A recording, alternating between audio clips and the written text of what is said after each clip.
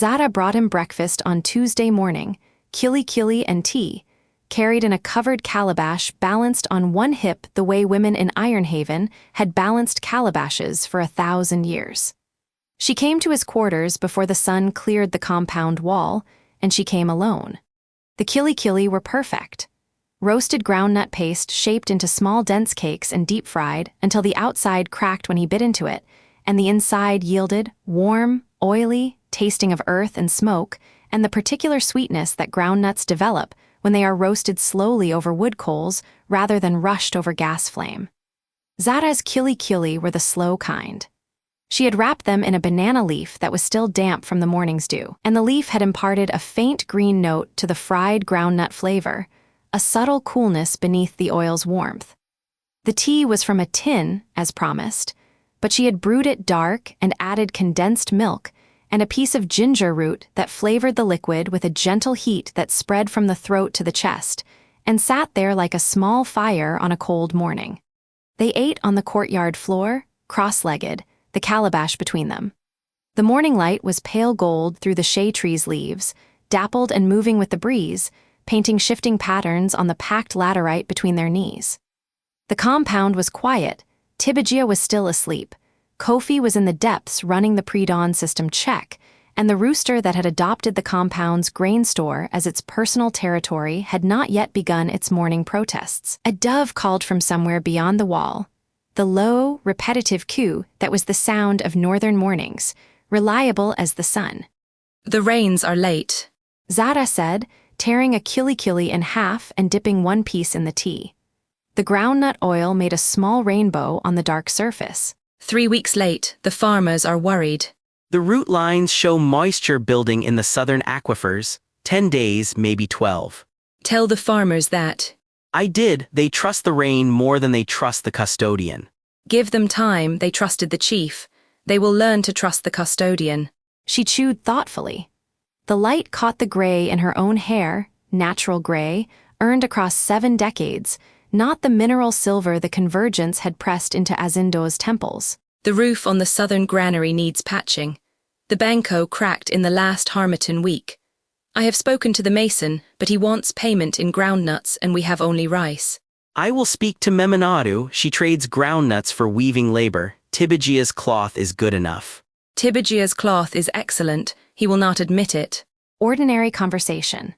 The architecture of daily life, roofs, rain, trade, the small negotiations that kept a compound functional and a community fed. Azindo ate his kili and drank his ginger tea and felt the warmth of both settle in his chest with a weight that was not food. It was the warmth of being known. Of sitting with someone who asked about roofs and rain because roofs and rain were what mattered when the world was not ending. He had not had this. 14 months of exile, eating alone in whatever shelter he could find cold rice from market stalls, groundnuts bought with the last of his coins, water from public boreholes. 6 weeks of custodianship spent in the isolation of a man connected to the system's every frequency, but disconnected from the simpler frequency of another person's company at breakfast. Zara had seen the isolation the way a woman who had carried 43 years of secret solitude could see it in someone else. And she had brought kili, and she had not called it loneliness, because naming it would have been less kind than feeding it. You are eating too slowly, Zara said. A man who eats slowly is a man who is thinking when he should be tasting. I am tasting. You are thinking about the diagnostic. She was right. He was thinking about the diagnostic. The Tuesday sweep waited below, the leopard skin and the ancestral chorus, and the concentric rings of assessment that mapped the system's health. But the kili was in his mouth, crumbling against his tongue with a warmth that was groundnut and fire, and the care of a woman who had woken before dawn to prepare it, and there was a kind of diagnostic in that too, the assessment of whether the custodian was being sustained, whether the instrument was being maintained, whether the man inside the function was being fed. The rooster began its protests. The compound stirred. Somewhere beyond the wall, Ironhaven's market opened with the metallic clatter of stalls being assembled and the first vendor's call carrying across the morning air. Fresh yams, come and buy, the new harvest, come and see. The smell of frying oil drifted from the nearest compound, someone's breakfast, the universal smell of a city waking up. I should begin the diagnostic. Asindo said. Finish the tea first. An order, gentle as the ginger in the cup. He finished the tea, every drop. The Tuesday diagnostic began at dawn's full light. Asindo descended to the Enskinment chamber. 3 levels down through laterite corridors, carved with the names of every chief who had served, the genealogy warm against his shadow's awareness like hands pressing through stone. The air grew cooler and more humid with each level. The mineral breath of deep earth, the faint ozone of active root lines, the subtle vibration of the Zagale's infrastructure ticking beneath the surface of the ordinary world. His footsteps echoed off walls that remembered every footstep that had preceded his. The leopard's skin glowed amber, steady, clean. He knelt and placed hands on the hide. The coarse fur pressed against his palms, animal and ancient, worn smooth at the center where 1,000 years of custodians had knelt before him. The bond opened with the click of key-fitting lock, and the ancestral chorus spoke. Ready. The sweep propagated outward in concentric rings. Close range, clean.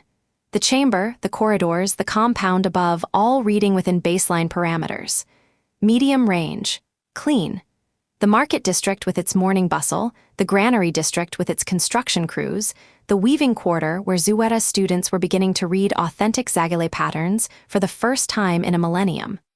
The granary junction had improved to 97%, WuDon's intervention working, the microfracture healing week by week the way bone heals, slowly and with the particular patience of systems designed to repair themselves given time and clean signal.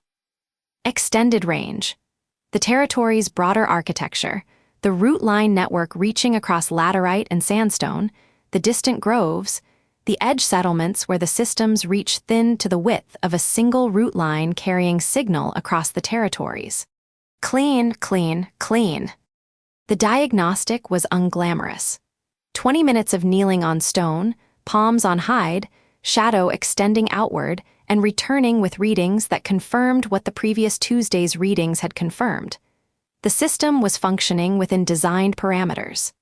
The drums above marked the minutes, their subsonic vibration filtering through stone and reaching his sternum as rhythm without melody. The ancestral voices murmured their continuous cataloging.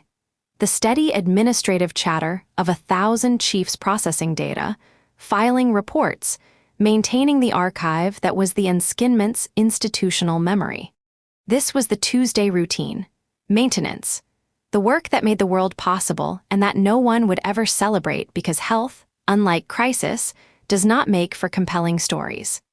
The plumber does not receive parades. The custodian does not receive applause.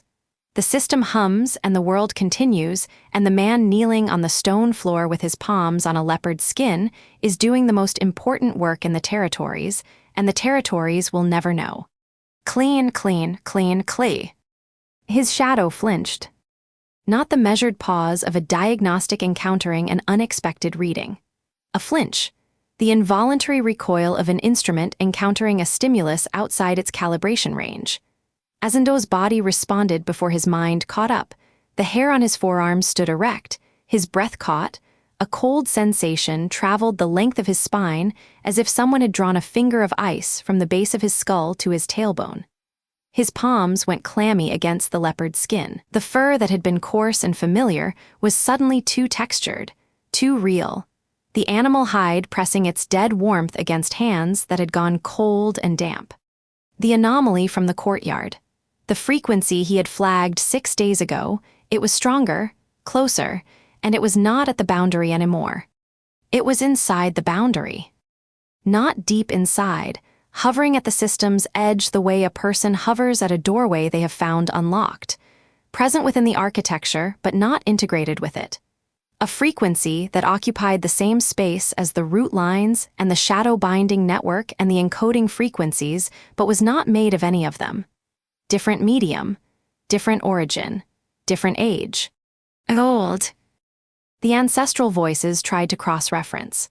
1,000 chiefs' collective experience searching the archives for a match, finding nothing. Not because the archives were incomplete, but because the frequency predated the archives, predated the Enskinment, predated the Zagalay's arrival. The archive searched itself and found its own beginning, and the frequency was already there, already present, already waiting, before the first chief had knelt on the skin and opened this bond. The frequency was older than the system it was standing inside. Azindo held his position. His shadow extended toward the anomaly with the controlled deliberation of a man reaching toward a snake he cannot yet identify as venomous or harmless. The shadow touched the frequency, and the frequency responded. Not with hostility, not with retreat, with recognition. The way a hand turns to meet another hand in greeting, an adjustment, a reorientation, a shift in the frequency's modulation that his shadow could only interpret as acknowledgement. The anomaly had felt the diagnostic touch and had answered with a signal that said, "I know you are there. I know what you are. I have been waiting for you to reach." The warmth came through his bones, not through the binding's filtered diagnostic output, through the raw physical substrate of his body, his marrow, his teeth, the calcium and mineral that his body shared with the laterite and the sandstone and the deep geological foundation that the Zagalay had built their system upon but had not created. The warmth was the warmth of the earth itself, not the system in the earth. The earth. And the warmth carried texture, granular, ancient, the feeling of sandstone heated by a sun that had been shining on this ground since before anything living had walked upon it. The feeling of the foundation. His shadow recoiled, not from danger, from overload. The binding was designed for system frequencies, calibrated for the Zagalay's architecture, trained by a millennium of ancestral use. The anomalous frequency was none of these things. Processing it was like hearing thunder through a stethoscope, the instrument functional, the input beyond its designed range. The ancestral voices went silent, all of them. 1,000 chiefs, struck mute by a frequency from a direction they did not know existed. The silence lasted 3 heartbeats, 3 beats of a heart that was hammering against ribs. The custodian's body reacting to contact his mind had not yet fully processed. When the voices returned, they were subdued, uncertain. The first genuinely novel input in their collective millennium of continuous operation. Azindo lifted one hand from the skin, placed it back. The bond held. The anomaly held its position, not advancing, not retreating, patient, structured, intentional, a consciousness at the door, having knocked, now waiting for the door to be opened or closed.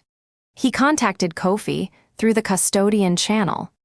Anomalous frequency, inside the boundary, structured, intentional, not Zagalay, not faction, not in the ancestral record. It responded to diagnostic contact with recognition. It knows I am here.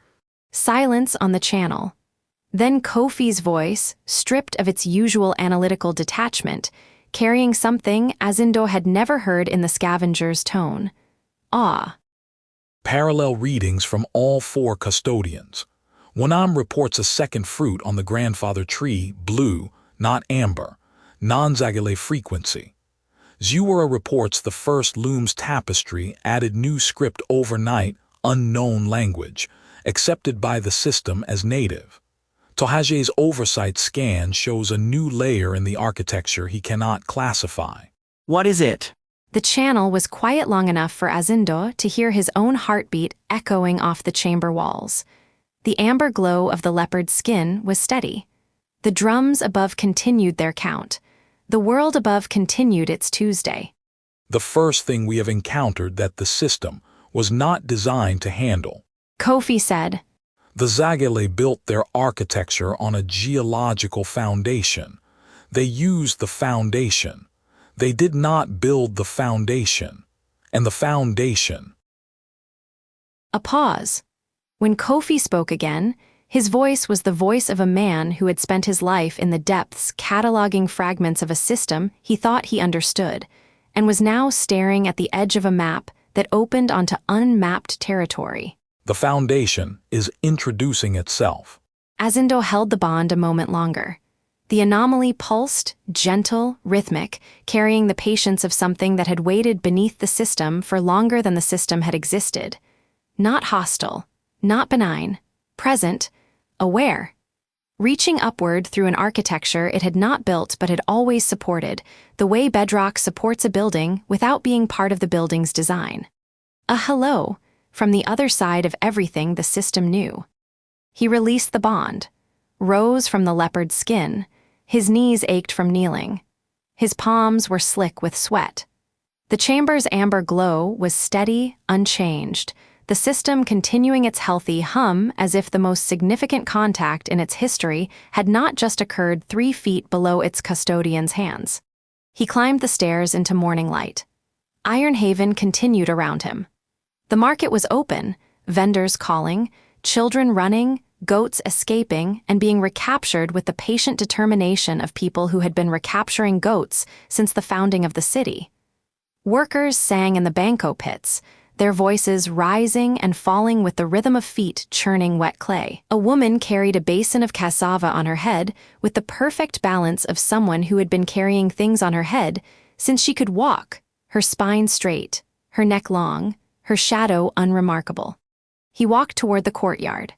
Zara's tea things were still on the floor where they had eaten breakfast, the calabash, the empty cups, the crumbs of Ch.11 that the compound's chickens were investigating with the solemn determination chickens bring to all investigations.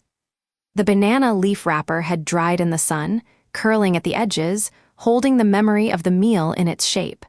The evening gathering would happen, Samini's stories, Tibigia's palm wine, the human warmth that Zara had ordered him to attend. He would go, he would eat. He would sit with people who cared whether he was alive and tell them what his shadow had felt in the space beneath the map. What was waiting? What had knocked? What had said hello in a language older than language itself? The system was not alone. The Foundation had a voice.